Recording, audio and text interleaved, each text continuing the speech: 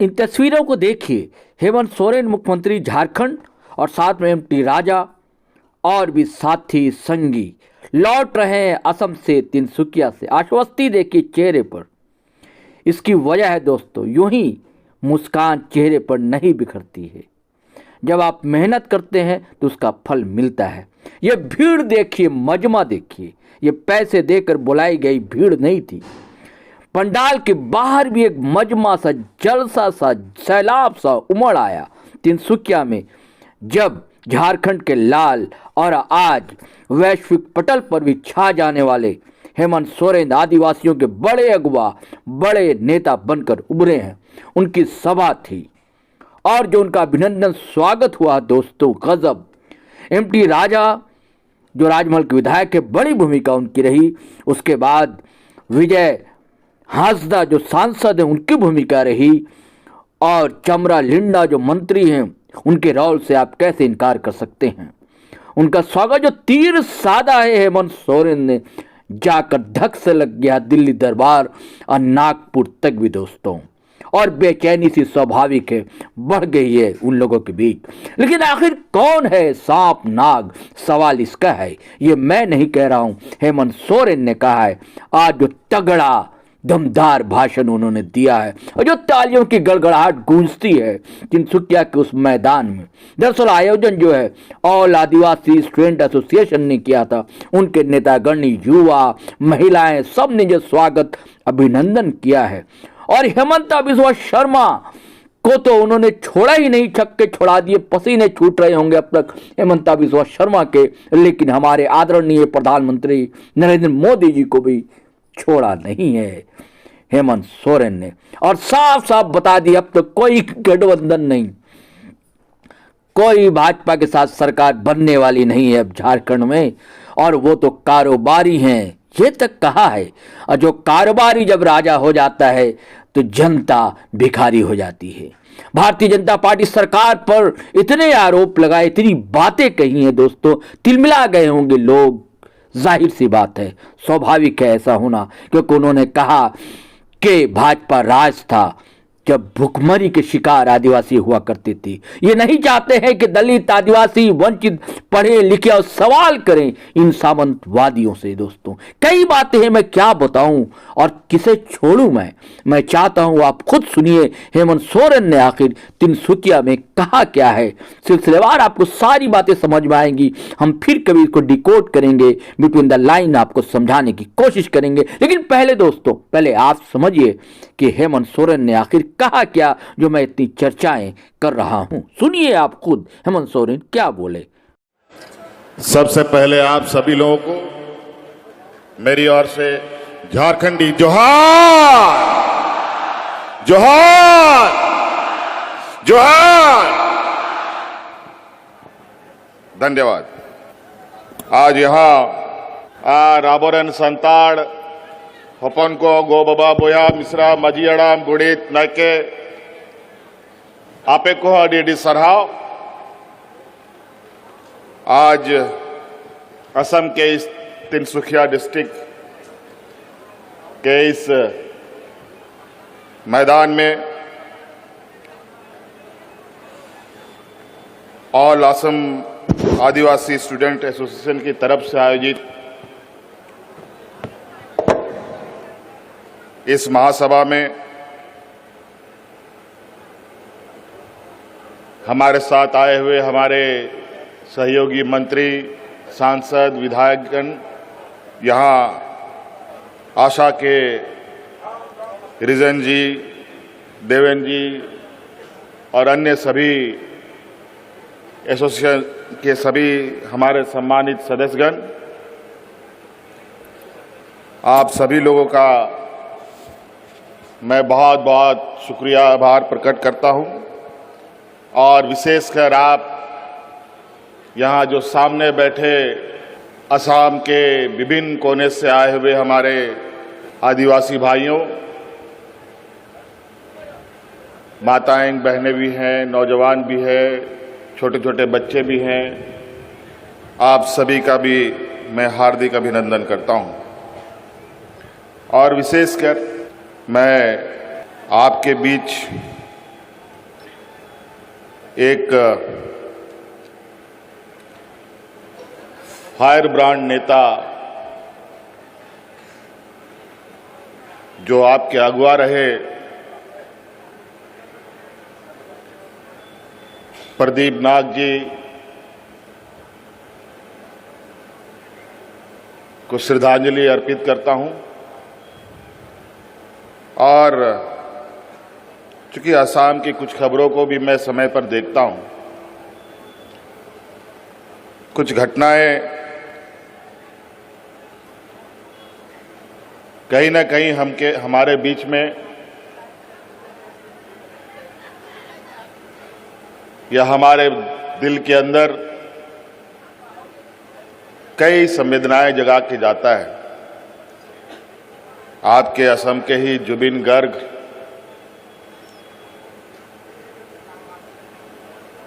की अचानक मौत, जो पूरे देश के लिए कहा जाए बड़ा शून्य छोड़ करके चले गए, उनको भी मेरी ओर से श्रद्धांजलि अर्पित करता हूं और मैं अपनी बातें शुरू करता हूं। यहां विशेष रूप से आए हुए आप सभी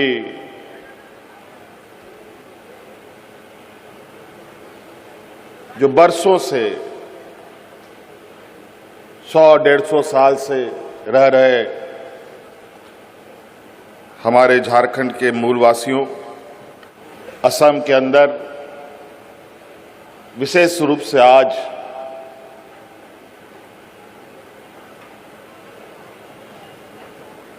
आप सबके तकलीफों को, आप सबके ऊपर हो रहे अत्याचारों के और आपके व्यथाओं को सुनने के लिए हम यहां आए हैं। हम लोग झारखंड से आते हैं और कहीं ना कहीं झारखंड का जुड़ाव भी आप लोगों का बहुत पुराना रहा है। झारखंड एक ऐसा प्रदेश है जहां भारत देश का लोग सपना भी नहीं देखता था आजादी का। उस समय से हमारे पूर्वज अंग्रेजों के साथ संघर्ष करते थे।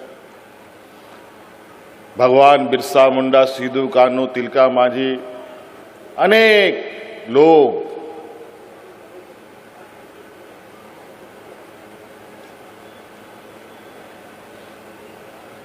हमारे पीढ़ियों को बचाने के लिए, हमारे जल जंगल जमीन को बचाने के लिए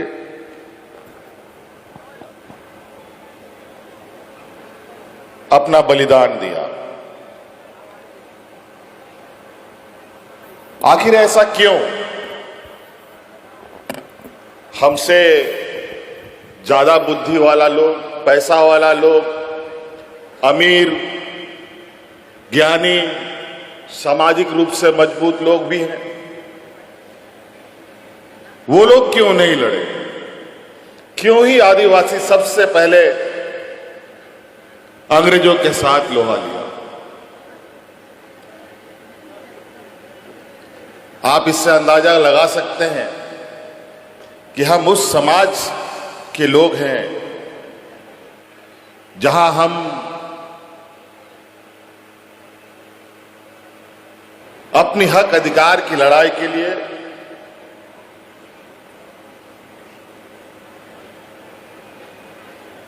हमेशा संघर्ष किया है। आदिवासी, दलित, पिछड़ा, ये ऐसे शब्द हैं जो समाज के सबसे कमजोर और सबसे निचले पायदान में रहने वाले लोगों का। ऐसे क्या परिस्थिति आ गई जो यहां का मूल वासिंदा आज अलग अलग कोने में बिखर कर कई जगहों पर हास्य की स्थिति पर है।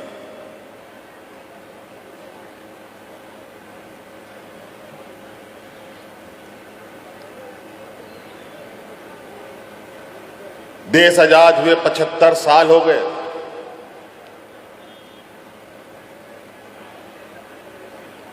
कई नीतियां बनी, कानून बने, संविधान में हमें रक्षा कवच मिला।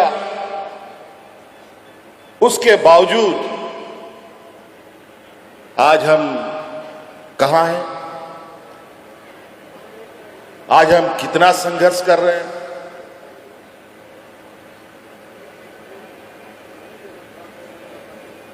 ये आप बहुत बेहतर तरीके से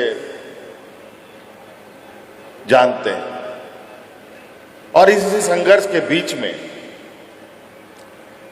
अलग अलग क्षेत्रों से ऐसा नहीं है कि हम कमजोर हैं, हमें थोड़ा समय लगता है। हम सामाजिक रूप से कमजोर हैं, आर्थिक रूप से कमजोर हैं, बौद्धिक रूप से कमजोर हैं,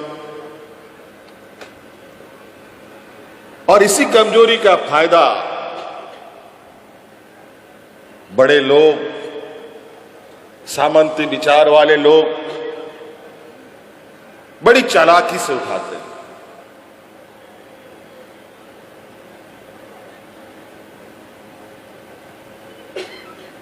आदरणीय दिसोम गुरु शिबू सोरेन जी आज हमारे बीच में नहीं है। जब उन्होंने अलग राज्य की परिकल्पना की तो बाजार का लोग हंसता था कि आदिवासी लोग राज बनाएगा, ये लोग तो हड़िया दारू पी करके पेड़ के नीचे पड़ा रहे। आज सच्चाई पूरे देश के सामने है। 2000 ईस्वी में अलग राज बन गया। ये बात सही है। उस समय यही नारा लगता था झारखंड में, कैसे लेंगे झारखंड, लड़ के लेंगे झारखंड। आदो बाबन बतावा, झारखंड बन हतावा। ना मोबाइल, ना गाड़ी, ना मोटर, उसके बावजूद झारखंड के लोग झारखंड के लिए, झारखंड के जल जंगल जमीन के लिए चींटियों की तरह एकजुट हो जाते थे। राज अलग हुआ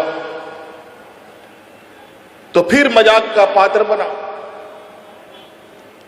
आदिवासी समाज, अरे चलो राज तो बन गया, लेकिन राज पर तो राज हम ही लोग कर सकता है, ये आदिवासी लोग थोड़ी कर सकता है। और हुआ भी वही।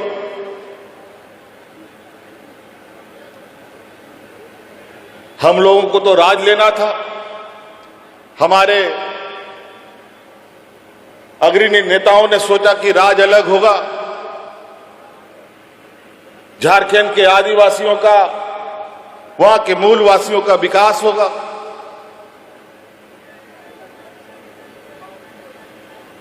राज अलग करने में कौन कितना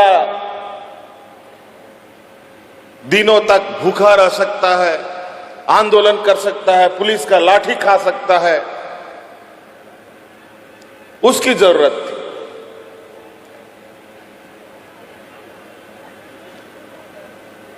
और नतीजा ये हुआ कि हम सब लोगों का विधायक कम और हमारे विरोधियों का विधायक लोग ज्यादा बन गया।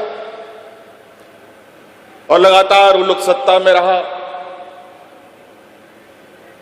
15-16 साल से अधिक वर्षों तक उन लोगों ने झारखंड में राज किया और झारखंड की हालत वो बना दिया कि अगर हम लोग फिर से कमाल नहीं संभाले होते तो शायद झारखंड बच नहीं पाता।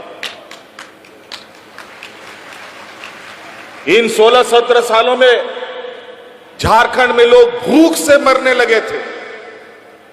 हाथ में राशन कार्ड लेकर के भात भात करके लोग मरा। हमने देखा, हम उन लोगों के घर भी जाते थे। आदरणीय गुरुजी उसमें बुजुर्ग हो रहे थे। फिर हम लोगों ने कमान संभाला नहीं, ऐसा नहीं हो सकता। इतना हमारा पूर्वजों का जो बलिदान है, जो उनका खून बहा है, इतने महिलाओं का मांग का सिंदूर उजड़ा है, इतना नौजवान अनाथ हो गया है, इनका बलिदान को ऐसे नहीं जाने दिया जाएगा। हम लोगों ने कमर कसा, पूरे राज्य में संघर्ष यात्रा निकाली,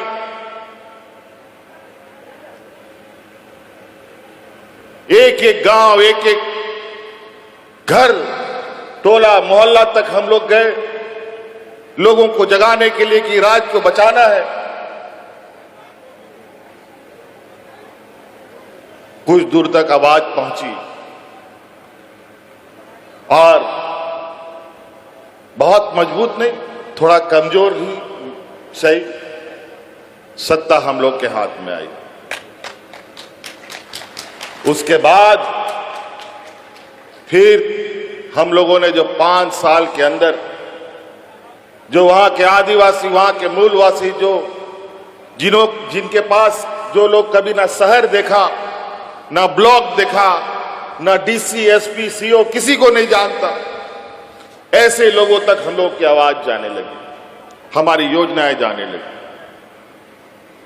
और अंतोगत्वा 2019 की चुनाव में जब हमारे विपक्ष प्रचंड ताकत के साथ राज्य पे राज्य जीते जा रहे थे, राज्य के नेताओं को डरा धमका करके ईडी सीबीआई करके जेल में ठूसा जा रहा था, हमारा भी बारी आ गया। हमारे राज्य में भी उन लोग धमक पड़े। पूरे कार्यकाल एन केन प्रकारेण सरकार गिराव अभियान चला, लेकिन हम लोगों ने भी मजबूती से मोर्चा संभाल रखा था। कई बार कोशिश हुई, जब जब उन लोगों ने कोशिश किया उनको मुंह की खाने पड़ी। और आज 2019 में वही झारखंड की जनता ने इतना बहुमत दिया कि आज तक उतना बहुमत के साथ कोई भी सत्ता में नहीं आया।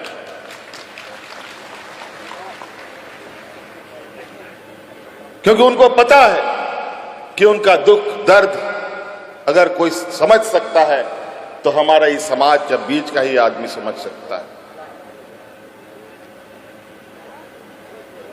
जो उनके तकलीफों को देखा हो, समझा हो, झेला हो। आज जिस अंग्रेजों के साथ हमारे पूर्वज लड़ाई लड़ते थे, संघर्ष करते थे, और जो अंग्रेज हम लोग को गुलाम बना करके बंधुआ मजदूरों की तरह हम लोग के साथ व्यवहार करता था, आज उन अंग्रेजों के बगल में हमारा नौजवान जब बैठ करके उसके साथ पढ़ाई पढ़ा, बड़ी शिक्षाएं ले रहा है। कभी ऐसा भी था और आज भी ये दंश है, हम अपने ही देश के अंदर ज्यादा जुल्म देखते हैं। आज भारत देश में हम लोग हैं, लेकिन ये असम में, असम की स्थिति देखिए। भारत देश में रहते हुए हमारे यहां के आदिवासी अपना हक अधिकार, अपना मान्यता के लिए संघर्ष कर रहा है।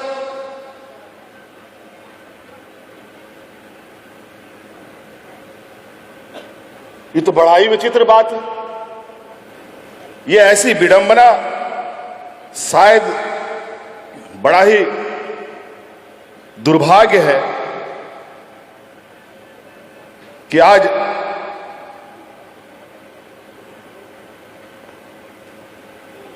अपने ही देश के अंदर हम लोग अपना अधिकार, अपना मान्यता पाने के लिए संघर्ष कर रहे हैं। बातें कई सारी हैं, एक एक पीड़ा अगर हम लोग पर बहस करेंगे तो बहुत लंबा बहस होगा। चाय का उद्योग, इस देश का चाय का उद्योग आदिवासियों के खून पसीने से चलता है। पूरा देश का चाय का उद्योग, और आज आदिवासी किस हाशिए पर है? अभी तो हमारे चमड़ा लिंडा जी ने बताया कि अलग अलग राज्यों में क्या मिलता है। आज आपको न्यूनतम मजदूरी भी उपलब्ध नहीं है।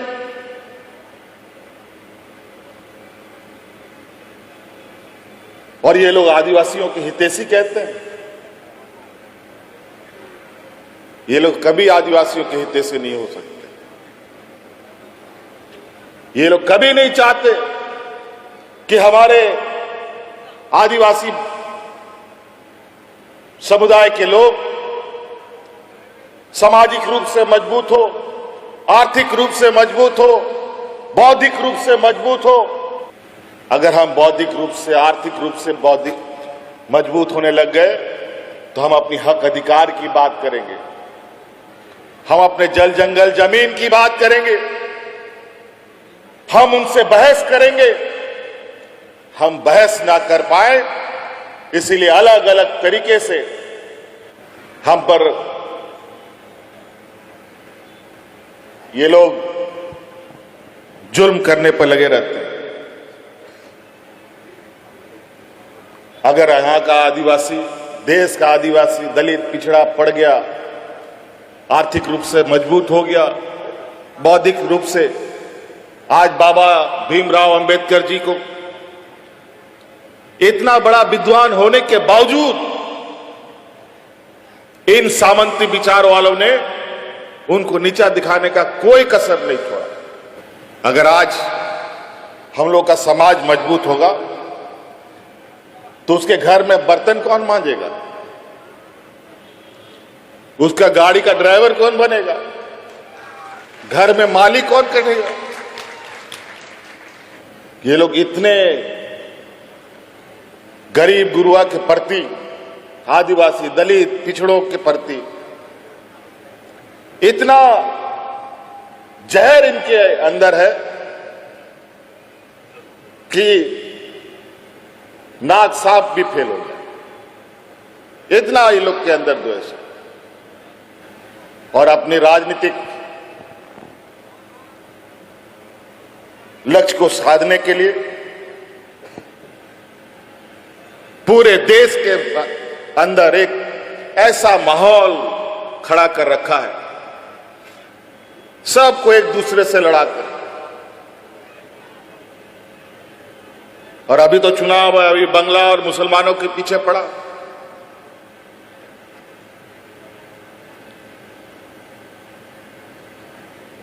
अभी हमको पता चला है कि आपके इस कार्यक्रम को असफल कराने के लिए अगल बगल मंत्रियों का भी दौरा चल रहा है।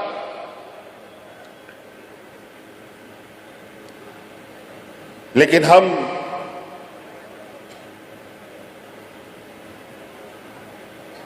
एक एक बूंद इकट्ठा करके घड़ा भरने वालों में से, और हम जानते हैं कि अगर हम लोगों ने चीजें साध ली, हम तो कहते हैं कि हमें उस जगह पर ना पहुंचा दिया जाए। असम के सरकार से हम यही कहना चाहते हैं कि आदिवासी समाज बहुत ही स्वाभिमानी समाज है। अगर आपने मजबूर किया तो भगवान बिरसा मुंडा की धरती के संतान है, कभी भी विद्रोह का रास्ता उठ सकता है और उसमें कोई पीछे नहीं रहेगा। और जरूरत पड़ेगा तो आसाम के आदिवासियों को मदद करने के लिए पूरा झारखंड का आदिवासी आकर के आपके बीच में आ जाएगा।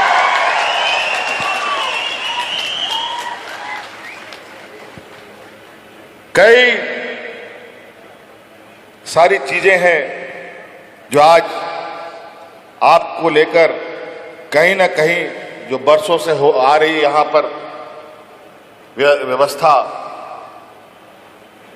और चूंकि आज के दिन में जिन लोगों का देश और राज्य में सत्ता है, ये लोग राजनीतिक आदमी लोग नहीं है, ये लोग सामाजिक लोग नहीं है, ये लोग व्यापारी है, व्यापारी।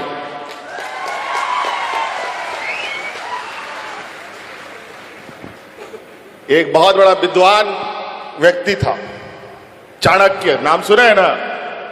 चाणक्य। चाणक्य कहते थे कि जिस देश का राजा व्यापारी, उस देश का प्रजा भिखारी बने।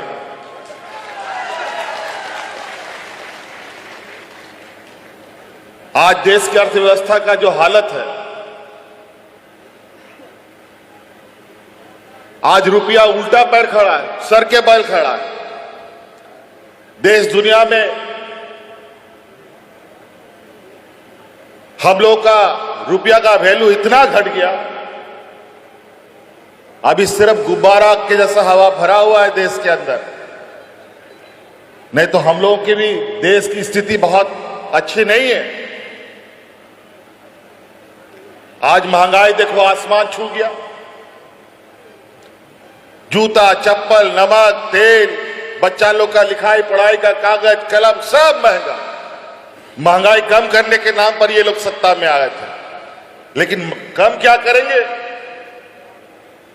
महंगाई आसमान बेलगाम घोड़े की तरह चल रहा है।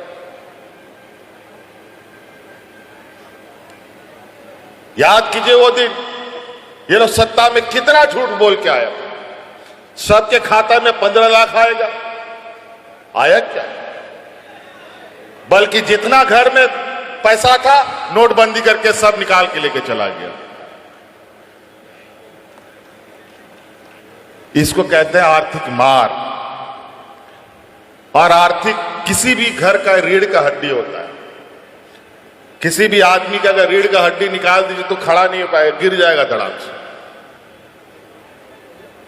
यही नोटबंदी, जीएसटी, महंगाई उसी का कारण है कि आपके जेब में 1 रुपया भी ना बचे। और ऐसे ऐसे कानून बनाते हैं जिस कानून के माध्यम से आपको पता भी नहीं चलता है कि आपका पैसा कहां से कहां चला गया। गरीब गुरुआ के लिए तो खैर फर्क ही क्या पड़ता, उसको तो रोज कमाना है, रोज खाना है। अगर वो एक दिन मेहनत नहीं करेगा तो उसका घर का चूल्हा नहीं जलेगा।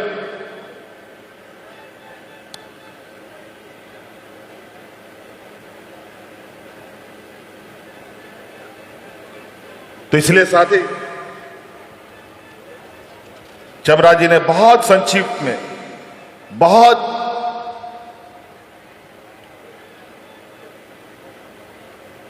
बड़ी बड़ी बातें की। हम लोगों का एकजुटता ही हमारी ताकत है, और इस देश का भी ताकत यही था। अलग अलग समाज, अलग अलग रंग भेद का लोग इस देश में रहता है, हिंदू, मुस्लिम, सिख, ईसाई, सब लोग एक साथ रहता था। और यही ताकत के बदौलत भारत देश एक अलग पहचान रखता था। दुनिया इस ताकत का लोहा मानता था। लेकिन आज वर्तमान व्यापारियों ने हिंदू, मुस्लिम, सिख, ईसाई सबको अलग अलग कर रखा। जात धर्म का लड़ाई तो उसका पेटेंट फार्मूला है। आज के दिन में घर भाई भाई में लड़वाता है, आदिवासी को आदिवासी से लड़वाएगा, हिंदू को हिंदू से लड़वाएगा। अभी यूपीएससी वाला घटना आप सुन रहे होंगे सोशल मीडिया में।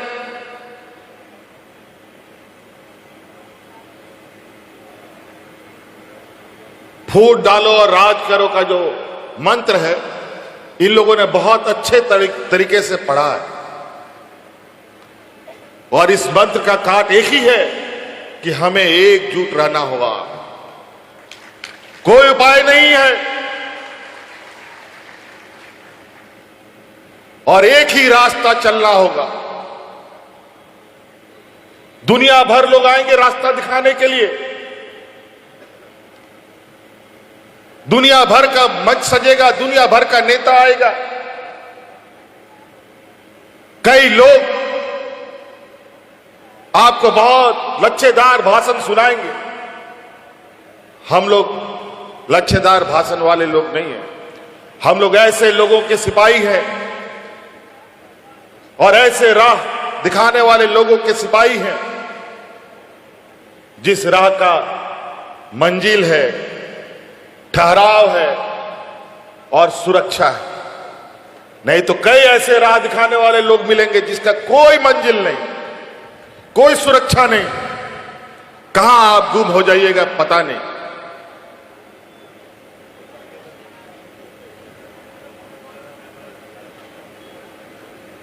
आज हम लोग इसीलिए एक स्वाभिमान और एक गर्व का इतिहास हमारा एक परछाई के रूप में हमारे साथ चलता है। आज स्वाभिमान के साथ हम नजर से नजर मिला के चलते हैं। आज इन लोगों ने तो मुझे जेल में भी डाल दिया था। हमने कहा या तो हमको खत्म कर दो, अगर मैं बच गया तो तुम लोग का नाश तय है। और नतीजा ही हुआ, सत्ता फिर उनको बाहर कर। और आज आपका ये नौजवान भाई, बेटा, दोस्त, जो भी आप कह लें, दुनिया का इतिहास है, पहली बार दुनिया का सबसे बड़ा वैश्विक मंच वर्ल्ड इकोनॉमिक फोरम जो स्विट्जरलैंड में हुआ, इस दुनिया का इतिहास में पहली बार एक नौजवान आदिवासी ने वहां अपना प्रतिनिधित्व किया।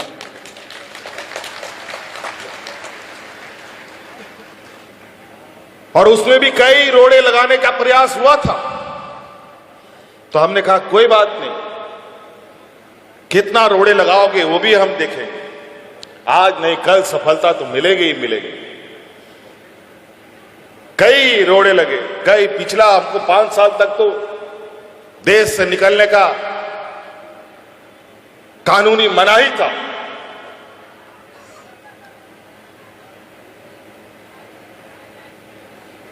हमारे राज्य ने पूरा देश को बहुत सारी चीजें दी। देश की अर्थव्यवस्था में झारखंड सबसे ज्यादा कंट्रीब्यूट करने वाला राज्य है, लेकिन वहां के लोग बेचारे बुरे हाल, फटे हाल। हमने तय किया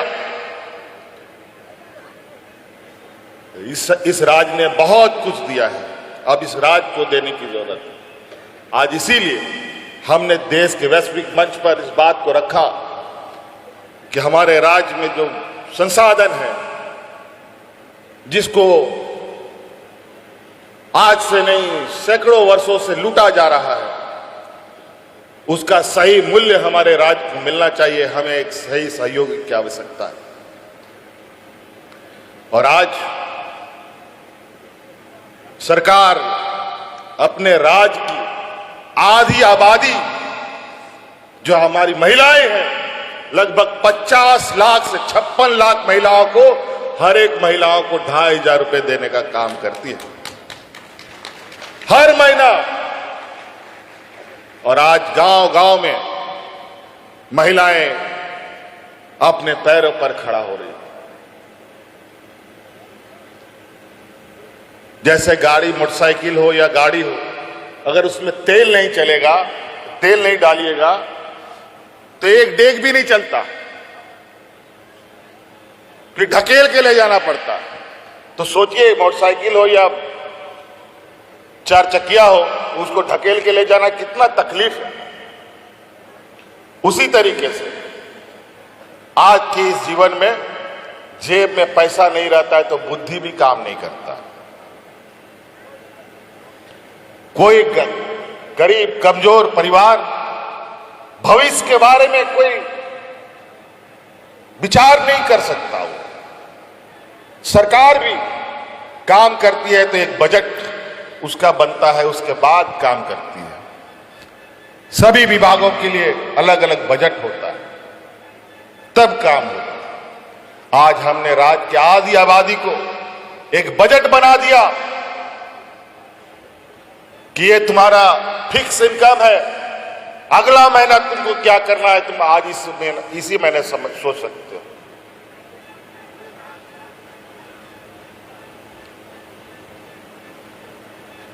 और आज हमारे इस योजना का कॉपी करके अलग अलग राज्यों में झूठा आश्वासन दे करके चुनाव जीतने का काम हमारे विपक्ष और भाजपा के लोग करते हैं।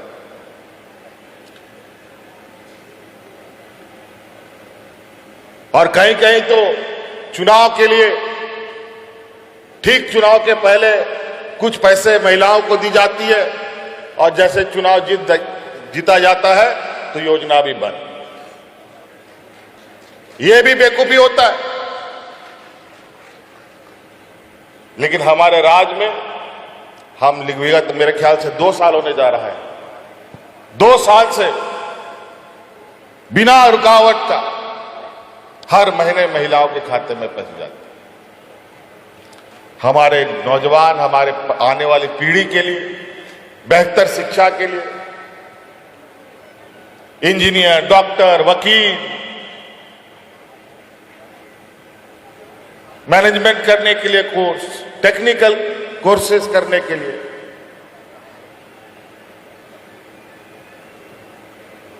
सरकार ने ये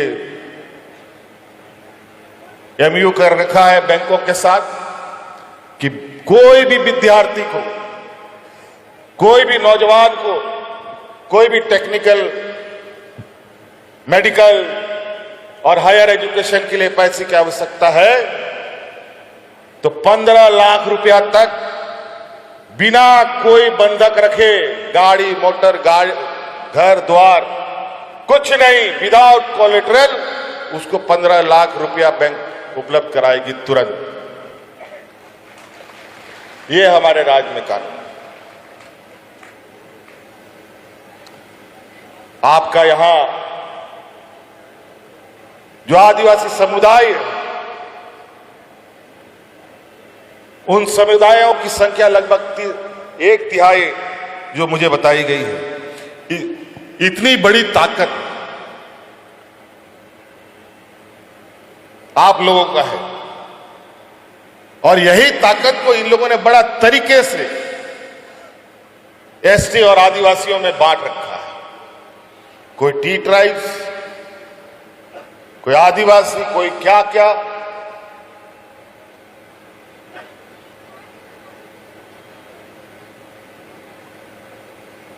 तो ये लोग, जो मैंने पहले कहा फूट डालो राज करो का फॉर्मूला बहुत अच्छे तरीके से पढ़ लिख के आए।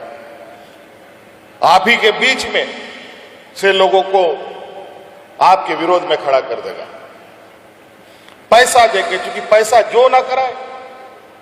पैसा एक ऐसा चीज है जो अच्छे अच्छे लोगों का मस्तिष्क हिला देता है, एजेंट बनाएगा लोगों को और हमारे समाज के बीच में लोगों को बिखेरने का काम करेगा। आज हमें मौका मिला आपके बीच में आने का और हम कोशिश करेंगे जो आप लोगों की व्यथा है, जो आप लोगों की तकलीफ है, इस तकलीफ को खत्म करने के लिए थोड़ा जद्दोजहद करने की आवश्यकता है। और ऐसा नहीं है किसी समस्या का समाधान ना हो। हमने तो अपने पूर्वजों से, अपने पिताजी से यही सीखा, अगर आपने कोई भी कार्य ईमानदारी से करना प्रारंभ किया वो काम निश्चित होता है। यहां तो कई उदाहरण है, लोग, अकेला व्यक्ति पहाड़ काट करके रास्ता बनाता है, अकेला व्यक्ति पत्थर तोड़ करके पानी निकालता है। कई देश में उदाहरण है। तो हम इतने बड़े समूह होकर के अपने हक अधिकार की लड़ाई को मंजिल तक नहीं पहुंचा पाएंगे, ऐसा कैसे हो सकता है? इसके लिए थोड़ा हमें काम करना पड़ेगा और सभी लोगों को और सभी लोगों तक पहुंचकर कैसे अपनी परिस्थिति को बदलें, इस पर हमको आगे बढ़ना पड़ेगा। आज इसलिए चमड़ा जी ने बहुत सटीक बात कही। इसी मूल मंत्र के साथ हम लोग आगे बढ़ें और मुझे लगता है कि अभी तो आपके यहां चुनाव भी है, आगे विधानसभा चुनाव है। कब उसका बिगुल फूक जाएगा हमको तो नहीं पता है, ना आपको पता है, लेकिन जो सत्ता में बैठा है ना उसको पता है किस दिन बिगुल फूकने वाला है। क्योंकि आज देश का सारा संवैधानिक संस्था इनके जेब में, इलेक्शन कमीशन से लेकर के ईडी, सीबीआई सब इनके जेब में। कई चुनावों को तो देखा आप लोगों ने किस तरीके से ये वोट चोरी करने का काम करते हैं।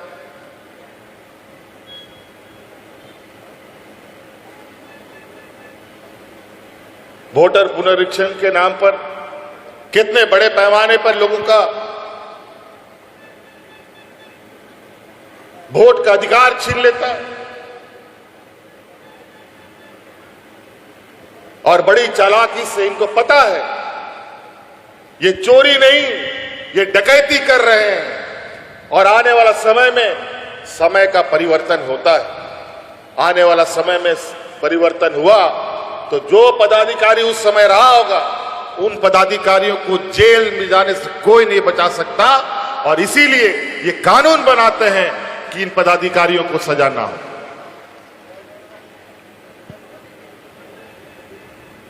बड़ा विचित्र स्थिति है।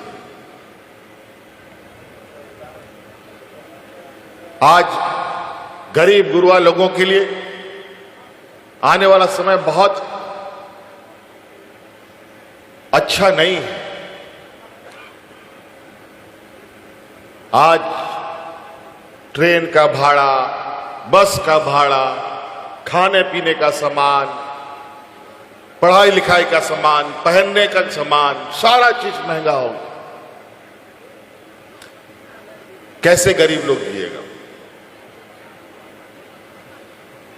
कहीं ना कहीं बड़े पैमाने पे अलग अलग कोने से हमें तैयार होना पड़ेगा और ऐसे लोगों को राजनीतिक रूप से जवाब देना पड़ेगा। इस लोकतंत्र का ये चुनाव ही एक ऐसा माध्यम है जो 5 साल में एक बार मौका मिलता है आपको सही सवाल और जवाब समझने जानने के लिए। फिर नहीं तो 5 साल तक आप रोते रहिएगा, कोई आंसू पूछने नहीं आएगा।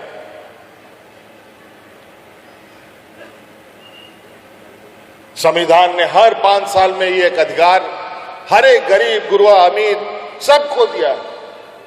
और एक एक वोट इतना महत्वपूर्ण होता है कि एक वोट से आदमी कुर्सी में भी बैठ जाता है, एक वोट नहीं आने से कुर्सी से हट भी जाता है, हार भी जाता है।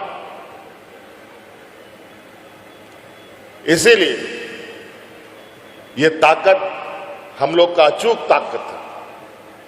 अगर हम लोगों ने इस ताकत को एक गठरी बना करके एक साथ रख लिया तो देश का कोई भी ताकत आ जाए उस गठरी को तोड़ना असंभव हो जाता है। हम लोग तो स्कूल में पढ़ा है एक लकड़ी को तुरंत तोड़ देता है लोग, लेकिन वही लकड़ी 50 ठो लकड़ी एक साथ बांध दो तो उसको तोड़ना बड़ा मुश्किल। इसीलिए साथियों आज आपके बीच में हमको आने का मौका मिला और कई दिनों से ये हमारा भी एक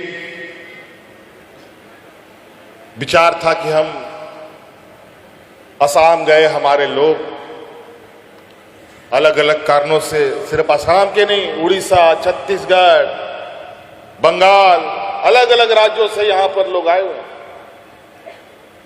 ये लोग एक दिन नहीं कई वर्षों से यहां रह रहे हैं। एक बहुत बड़ा घटना आपको हम बताना चाहेंगे। जो सामंती विचार के जो लोग होते हैं वो हमेशा गरीब गुरबा का अस्तित्व खत्म करने में लगा रहता है। तो गरीब गुरबा कमजोर हम ही लोग हैं, आदिवासी, दलित, पिछड़ा लोग। एक घटना है जो ऑस्ट्रेलियाई लोग जो है ऑस्ट्रेलिया का, ये लोग आदिवासी और अप्रवासी लोगों को जो वहां रेड इंडियन होता था अमेरिका में, उन सबको मरवा दिया। और ये सामंती विचार के भी लोग, हमारा खाना पीना बंद हो जाएगा तो ऐसे ही मर जाएगा सब आदमी, हड़िया दारू पी करके सब खत्म। लेकिन ऐसा नहीं है। आज कहीं ना कहीं आज मैं धन्यवाद देना चाहूंगा इस आशा समूह के सभी मान्य सदस्यों को कि इन लोगों ने बड़ी मेहनत करके संपर्क साधने का प्रयास भी किया। और आदरणीय दिसोमगुरु शिबू सोरेन जी की निधन में भी कई लोग यहाँ से श्रद्धांजलि देने आए। मैं उनका भी बहुत बहुत शुक्रिया अदा करूंगा कि आप सब लोग भी आए। और उसी समय से मेरा भी एक इच्छा था और मुझे अभी इन लोगों ने बताया कि आदरणीय गुरुजी भी यहाँ आप लोगों के इस संघर्ष में साथ देने के लिए आते थे। और आपको मैं ये भी याद दिलाऊंगा, हम भले पहुंचे या ना पहुंचे, इससे पहले मैं थोड़ी दिन के लिए सत्ता में था जब यहाँ कुछ गांव वगैरह जलाए गए थे आदिवासियों का। मैंने अपने कैबिनेट मंत्री को यहाँ पर भेजा था, पूरा दल यहाँ भेजा कि उनका जाकर के हालचाल पता करो और जो मदद हो हम लोग करेंगे। खैर कोई बात नहीं, अब हम लोग एक दूसरे के संपर्क में हैं और निश्चित रूप से आपके इस संघर्ष में हम लोग बिल्कुल आपके साथ कदम से कदम मिलाएंगे। और आज नहीं कल असम में भी झारखंड जैसा बेहतर सूरज उगेगा और आदिवासी समाज इतनी मजबूत आवाज के साथ यहाँ उभरेगा कि आने वाले समय में दूसरे वर्गों को ये समझना पड़ेगा और मजबूर होना पड़ेगा कि असम को आदिवासी को आगे साथ लिए बगैर असम को चलाना संभव नहीं। तो इसलिए हमें अभी वापस भी जाना है, कल और बहुत व्यस्त प्रोग्राम है। आप सब लोग, मुझे ख्याल से यहाँ 3-4 दिन से कार्यक्रम था, 3-4 दिन से आप लोगों का कार्यक्रम यहाँ चल रहा है। और आशा करते हैं, उम्मीद करते हैं कि अगली बार जब यहाँ ये कार्यक्रम हो तो जो लोग आज घर में बच गए हैं वो भी आएंगे और इस आदिवासी समाज को और मजबूती प्रदान करने का काम करेगा।